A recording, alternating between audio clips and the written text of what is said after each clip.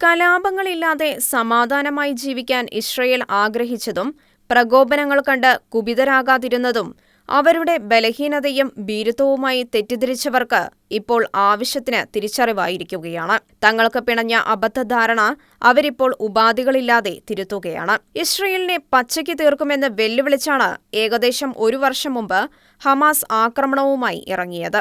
പക്ഷേ എന്തൊക്കെ ക്ഷമിച്ചാലും ഇസ്രയേൽ പൗരന്മാരുടെ ജീവന് വില പറഞ്ഞ അതിക്രമത്തിന് ഹമാസന്മാർ നൽകേണ്ട വില കനത്തതായിരിക്കുമെന്ന് തുരങ്കവാസികൾ സ്വപ്നത്തിൽ പോലും കരുതിയിരുന്നില്ല.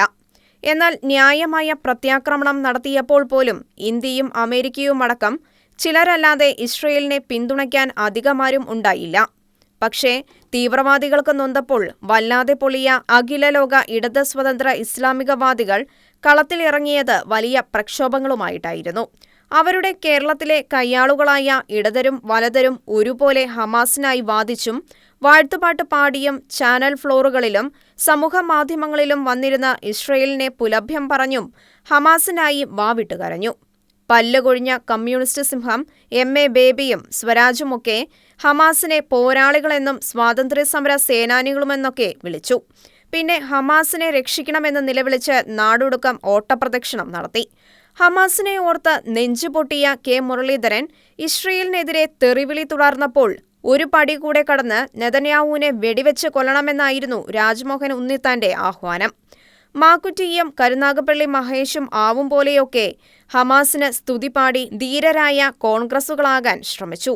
ലോകം കണ്ടിട്ടുള്ള വിവരമുള്ള കോൺഗ്രസുകാരനായ ശശി തരൂർ ഹമാസ് ഭീകരവാദികളാണെന്ന സത്യം ഊന്നിപ്പറഞ്ഞപ്പോൾ കൂടെ നിന്നവർ പോലും തരൂരിനെതിരെ തിരിഞ്ഞതിനും കേരളം സാക്ഷിയാണ്.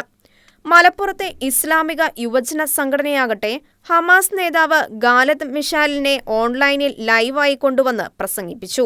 ഇതെല്ലാം കണ്ട് നെതന്യാഹു പേടിച്ചു വിറച്ച് ഗാസയിൽ നിന്ന് പിന്മാറുമെന്ന് കൊതിച്ച കേരളത്തിന്റെ മുഖ്യ കാരണവർ ഇസ്രയേൽ യുദ്ധം അവസാനിപ്പിച്ച് പിന്മാറുക എന്ന അന്ത്യശാസനം പോലും കേരളത്തിന്റെ വകയായി നൽകി. എന്നിട്ടെന്തായി? എല്ലാം ഗ്രഹണസമയത്തെ കമുങ്ങിൻ പാളയടി പോലെയായി. തങ്ങളെ ആക്രമിച്ച ഹമാസ് ഭീകരന്മാരിൽ ഒരുത്തനെയും വെറുതെ വിടാതെ അവർ ഒളിച്ചിരുന്ന തുരങ്കങ്ങളിലും മാളങ്ങളിലുമെല്ലാം കയറി ഒന്നിനു പുറകെ ഒന്നായി ഹമാസന്മാരെ വധിച്ച ഇസ്രയേൽ ബന്ദികളായ തങ്ങളുടെ പല പൗരന്മാരെയും രക്ഷിച്ചു. അതിനിടയിൽ ഇസ്രയേലിനെ തീർക്കാൻ ഇറാനിൽ നിന്ന് ഗൂഢാലോചന കഴിച്ച് അന്തിയുറങ്ങിയ ഹമാസ് നേതാവിനെ ഉറക്കത്തിൽ തന്നെ ഇസ്രയേൽ ചാമ്പലാക്കി. ഇനിയും ഒരിക്കൽ കൂടി തങ്ങളുടെ നേരെ ആയുധമോങ്ങാത്ത തരത്തിൽ ഇസ്രയേൽ ഹമാസിനെ തീർക്കുന്നത് കണ്ട് കേരളത്തിലെ ഹമാസ മാനസർ നെഞ്ചുകീറി കരഞ്ഞു.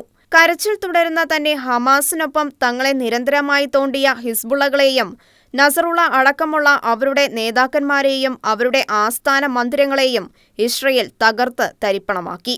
എന്നേക്കുമായി ഭൂപരപ്പിൽ നിന്ന് തുടച്ചുമാറ്റി. ലോകം ഇതുവരെ കണ്ടിട്ടില്ലാത്ത വിസ്മയകരമായ യുദ്ധമുറകളിലൂടെ ഹിസ്ബുള്ളകളെ ഭൂമിയിൽ നിന്ന് തീർത്ത ഇസ്രയേൽ അവരുടെ തലതൊട്ടപ്പന്മാരായ ഇറാന് 130 രാജ്യങ്ങൾ കൂടിയ UN അസംബ്ലിയിൽ വെച്ച് തങ്ങൾക്കെതിരെ കൈപൊക്കിയാൽ തിരിച്ചടി ഭയാനകമായിരിക്കുമെന്ന കർശനമായ മുന്നറിയിപ്പും നൽകി. അങ്ങനെ 1 വർഷം നീണ്ട യുദ്ധത്തിന് ഇസ്രയേൽ ഒരു ഷോർട്ട് ബ്രേക്ക് ഇട്ടിരിക്കുകയാണ്. ചുരുക്കത്തിൽ ഇസ്രയേലിനെ ഒടുക്കിക്കളയാൻ വെറിപൂണ്ടടുത്ത ഹമാസും ഹിസ്ബുള്ളയും എന്നേക്കുമായി തീർന്നു. ഇസ്രയേലിനെ ഭൂമുഖത്തു നിന്നും തുടച്ചു നീക്കുമെന്ന് പ്രഖ്യാപിച്ചവർ തങ്ങളുടെ അടക്കം നടത്താൻ മൃതശരീരം പോലും ബാക്കി വയ്ക്കാതെ യാത്രയായിപ്പോയി. ദൈവത്തിന്റെ സ്വന്തം ജനമായ ഇസ്രയേൽ നൽകിയ കനത്ത തിരിച്ചടിയിൽ ഇസ്ലാമിക തീവ്രവാദികളിൽ വലിയ ഒരു വിഭാഗം മണ്ണടിഞ്ഞു പോയിരിക്കുന്നു.